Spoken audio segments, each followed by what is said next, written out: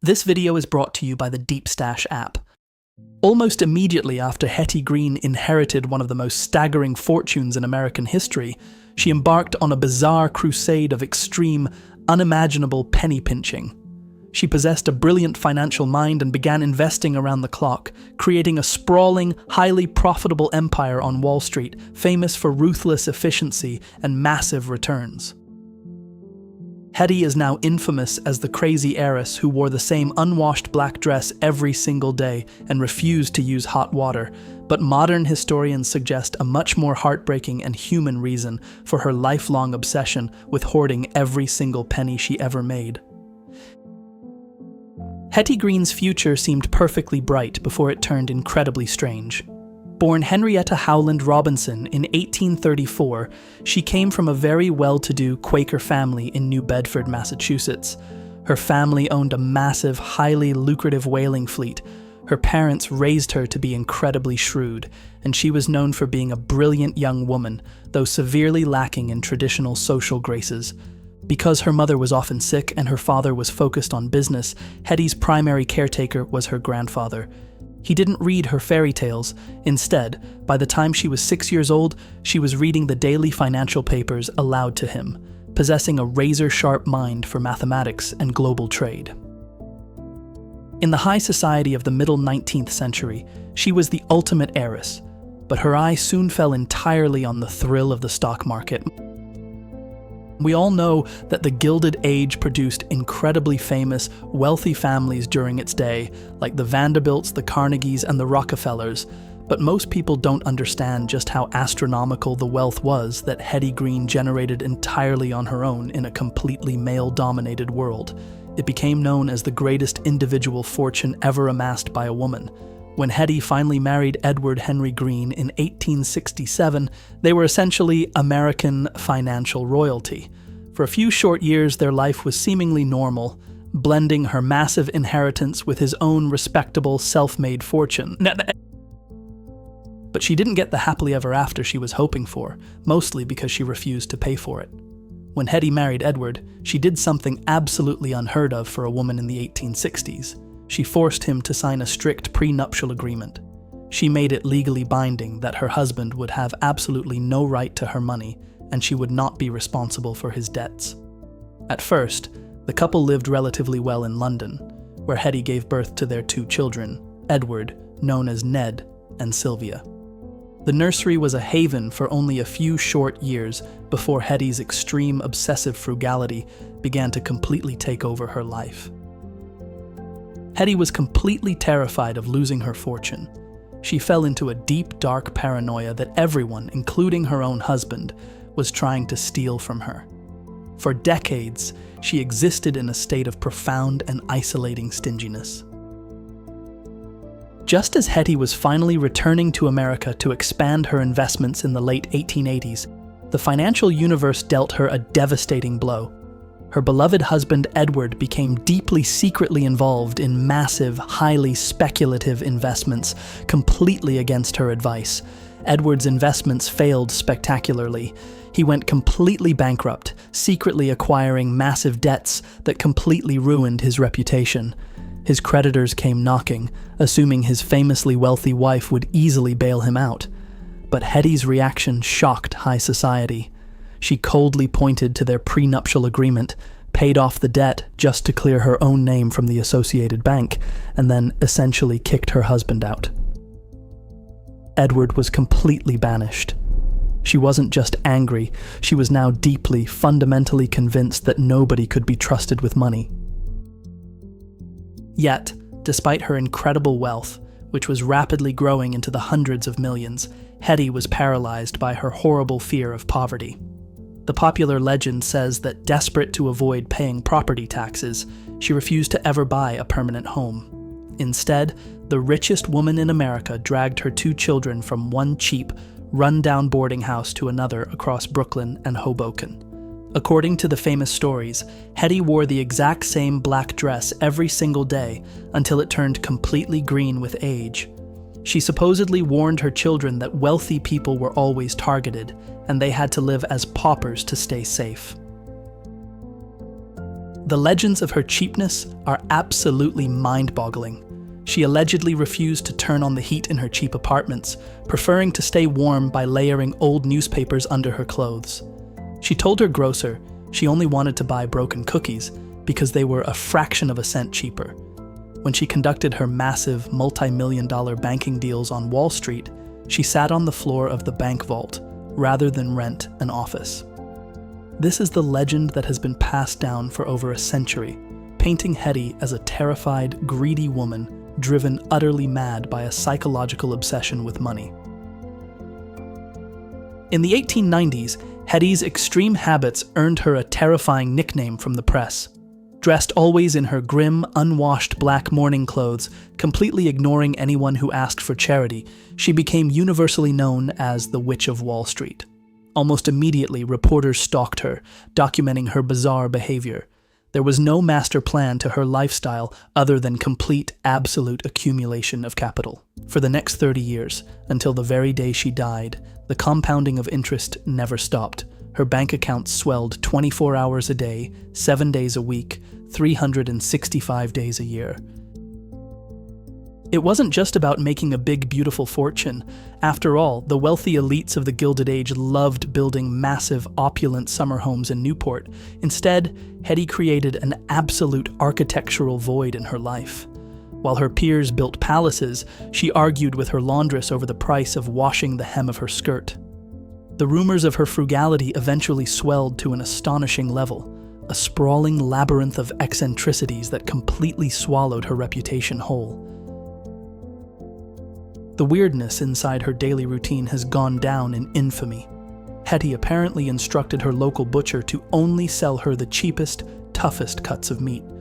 There are verified accounts of her spending half the night frantically searching a carriage for a lost 2-cent postage stamp. There are stories of her eating a daily lunch of dry oatmeal simply because she completely refused to pay the bank to heat it on their stove. According to the legend, Hetty did this on purpose to confuse the tax collectors and charity seekers that were supposedly hunting her. The theory was that a beggar would see this miserable, dirty old woman on the street, get completely disgusted, and leave her alone in peace. Just because Hetty was isolated in her self-imposed poverty doesn't mean she was entirely separated from her children, though a dark, heartbreaking reality soon took hold of their lives. People started whispering that the witch was treating her own children like prisoners. According to the whispers, she completely refused to buy them proper-fitting clothes or send them to elite private schools, forcing the heirs to a massive fortune to dress in literal hand-me-downs. The townspeople thought it was absolutely unbelievable. Just to thicken the plot, tragedy struck her young son, Ned. When he was just a boy, he suffered a terrible accident while sledding, severely injuring his knee. In the minds of any normal parent, this would mean an immediate trip to the absolute best doctors money could buy. But Hetty was anything but normal. Convinced that elite doctors would dramatically overcharge her the second they recognized the famous Hetty Green, she made a fateful, terrible decision. She dressed herself and her severely injured son in their absolute worst, most ragged clothing, and dragged the poor boy to a free charity clinic meant for the destitute. In a moment of pure hubris, Hetty found herself in literal hot water. The doctors at the charity clinic eventually recognized the famously wealthy, eccentric woman. Outraged that a multimillionaire was trying to steal medical services meant for the genuinely poor, they demanded she pay the standard fee. Not content to suffer the absolute indignity of paying full price, Hetty reacted in a very unusual and tragic way. She didn't just pay the bill. Instead, she believed the doctors were trying to extort her. The angry Hetty simply grabbed her crippled son and stormed out of the hospital, vowing to treat the boy's leg herself with cheap home remedies. She left the hospital behind, a chilling monument to her absolute stubbornness, and simply shifted her focus back to her stock portfolios. There are more than a few hints that despite her financial genius, Hetty's life was a complete nightmare for her children. Her cheap home remedies completely failed. Over the next few years, Ned's knee didn't heal, it became severely infected. The boy lived in agonizing pain while his mother successfully bought up entire railroad companies and entire city blocks in Chicago. Finally, when Ned was a young man, the infection grew so severe that his life was in complete immediate danger. A doctor was finally called, but it was far too late to save the limb. Because of his mother's absolute refusal to pay for a doctor years earlier, Ned Green had to have his leg entirely amputated. After all, Hetty clearly knew how to save $1, but the ultimate cost was unimaginably high. Hetty had a perfectly functional education for a wealthy heiress, and she was innately clever enough to outsmart the greatest tycoons of the 19th century. She successfully navigated massive financial panics, famously bailing out the entire city of New York with a massive cash loan when the government went nearly bankrupt. She had a sophisticated understanding of real estate, bonds, and compound interest that left Wall Street bankers completely in awe. Except there was one huge thing missing from this opulent financial lifestyle. Unfortunately, growing up, she had lost all sense of human proportion, and no amount of brilliant stock trading could fill the incredibly empty void where her maternal instincts should have been. Her daughter Sylvia suffered a deeply sad fate as well. The big plot hole in all of Hetty's logic is, if she was saving all this money for her family's security, why the hell did she make them so miserable? She was a super wealthy woman. Surely she could have just bought a modest home and allowed her daughter to have friends. Well, it all goes back to the fact that Hetty was completely paranoid. She believed any man who showed interest in her daughter was nothing but a greedy fortune hunter.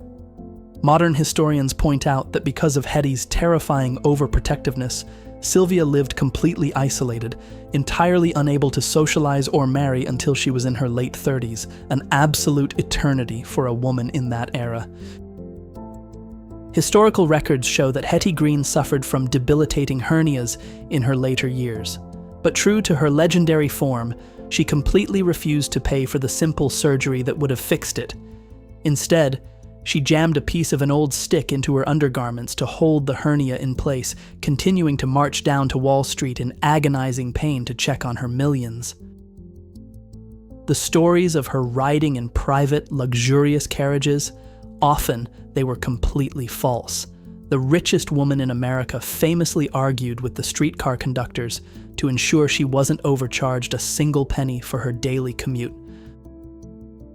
But modern historians suggest the most heartbreaking reason for the endless hoarding wasn't just greed, but a profound, untreated mental illness.